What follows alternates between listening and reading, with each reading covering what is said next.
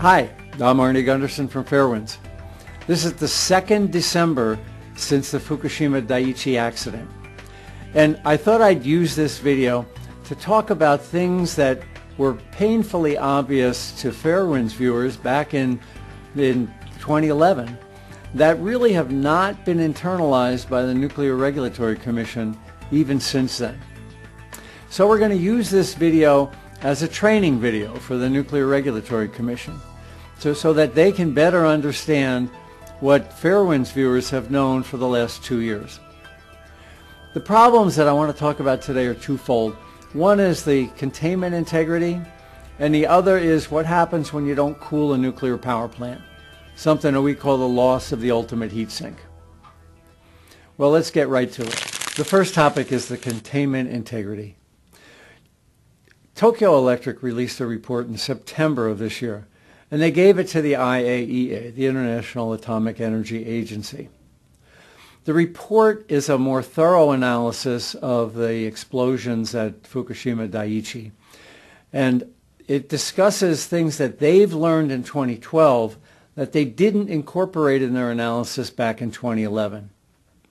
Well, if you've been watching the Fairewinds site, we knew exactly the problems that Tokyo Electric is now identifying in 2012. The report's posted on the site. I want to go to slide 7. Slide 7 on the TEPCO presentation is a examination of where a Mark I containment can leak.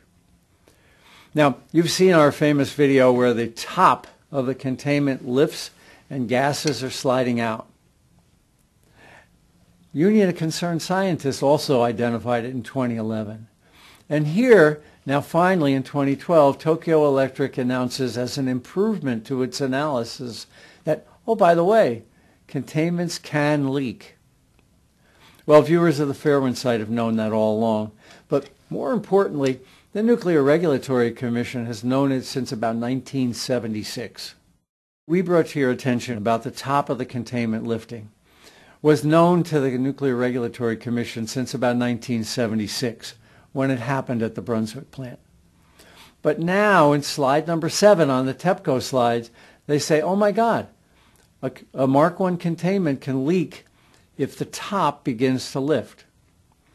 They also show that the bottom of the containment can leak in an area where it's called the equipment hatch, almost an identical design as the top of the containment. And they also show that containment penetrations can leak. Well, this slide 7 absolutely refutes something that the Nuclear Regulatory Commission said in a meeting that I was at just 6 months before the accident. And it was an advisory committee on reactor safeguards meeting about containment integrity. The Nuclear Regulatory Commission staff told the advisory committee on reactor safeguards that when they're analyzing a nuclear accident, they don't assume any leakage from the nuclear containment. Well, Fukushima Daiichi proved not once, not twice, but 3 times that nuclear containments can and do leak. But yet, in all of the NRC's analyses, they continue, even to this day, to assume that a nuclear reactor containment is essentially leak-proof. Moving on to slide 19 is Tokyo Electric's assumptions about what happened to the Unit 3 containment. You'll recall that's the one that blew straight up about a mile high. Well, they assume that about 1,000 kilograms of hydrogen was somehow leaked out of the nuclear containment. And they blame that 1,000 kilograms on the explosion in Unit 3. Now, if you look at the bottom of that slide, somehow they assume that 1,000 kilograms of hydrogen got stuck in the basement. And from the basement, it blew upward through the building. Now, I think hydrogen is lighter than air, and one would expect that that hydrogen would have moved up through the building, and Tokyo Electric is not telling us how they can assume that something that's lighter than air can wind up in the basement. The other part of the problem, though, is that they haven't explained how the hydrogen got out. Did it leak through a side containment like the containment hatch? Did it leak out through penetrations? They don't know.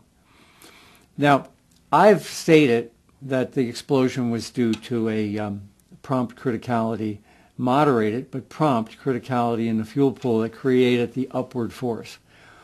They state that it was caused by hydrogen in the basement. I submit to you that that's a secondary problem.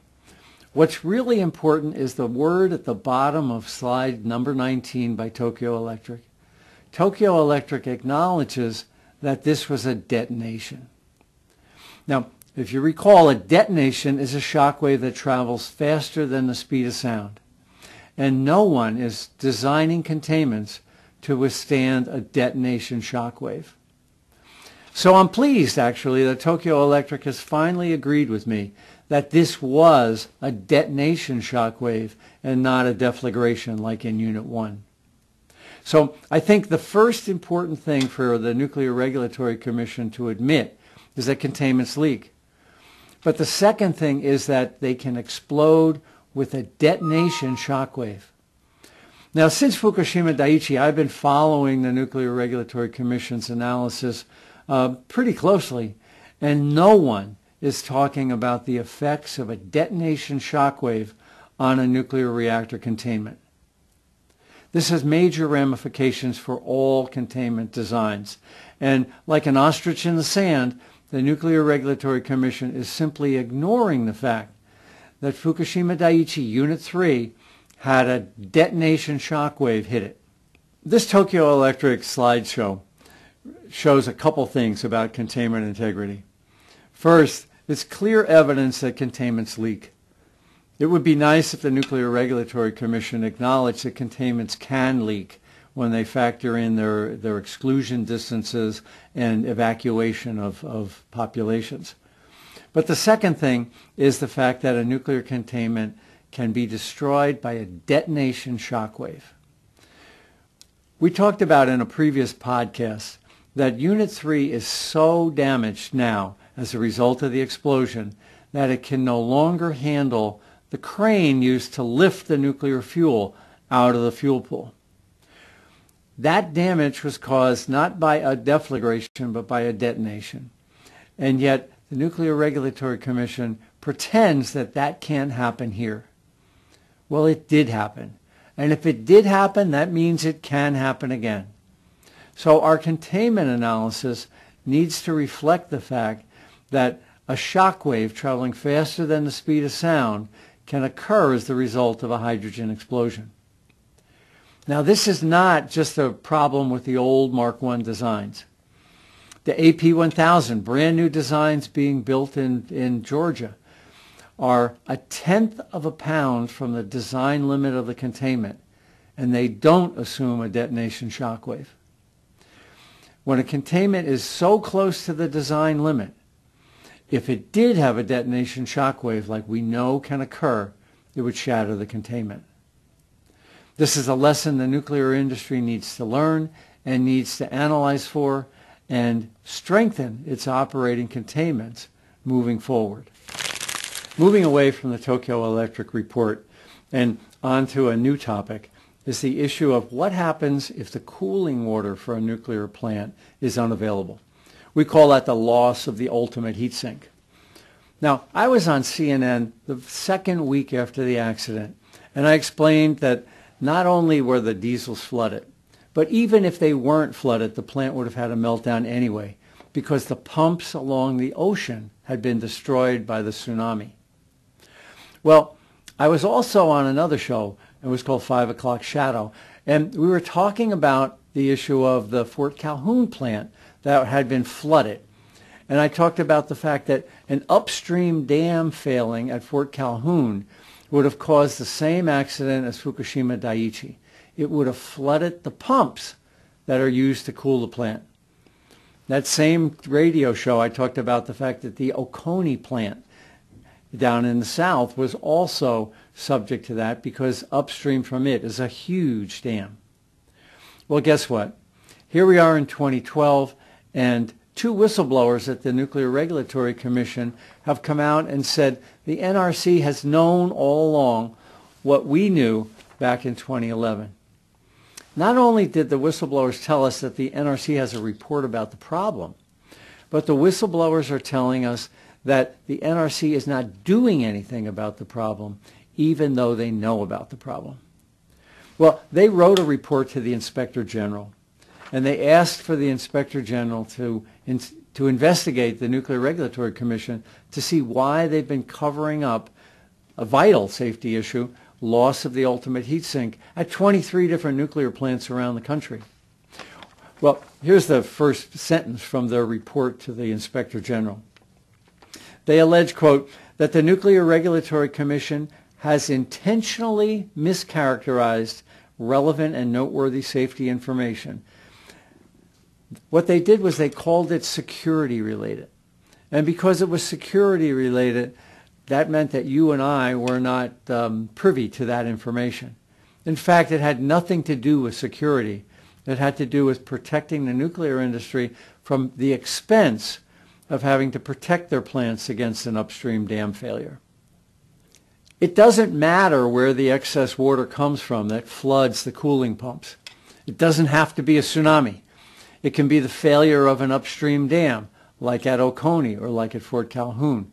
Or it can be due to the tidal surge that happened after Hurricane Sandy at the Oyster Creek plant.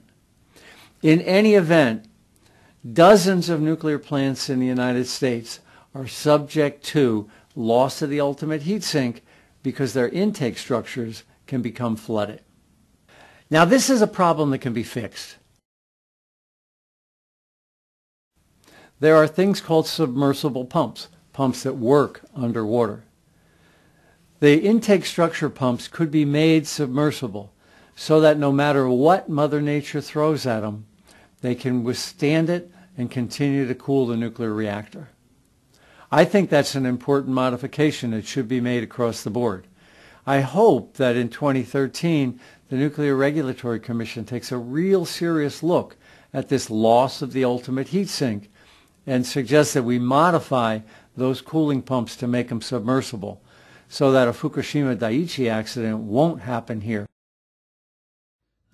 I'm watching bankers starve the world,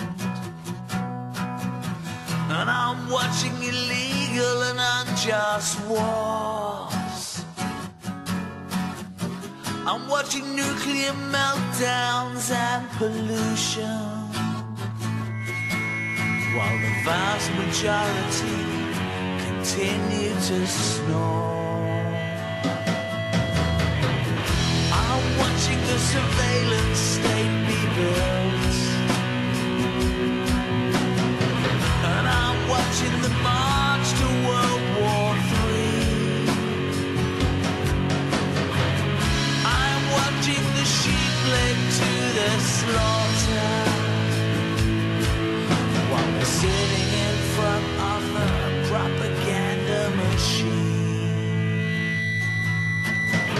Welcome to my alternate reality. Am I the only one taking this seriously? 'Cause I'm on this ball with its finger on self-destruct, but Jesus says blood is the only hope I've got. I'm watching perversions all over the net. Actually, I'm not, 'cause I don't wanna see. I'm watching a charade of politicians being controlled by secret societies.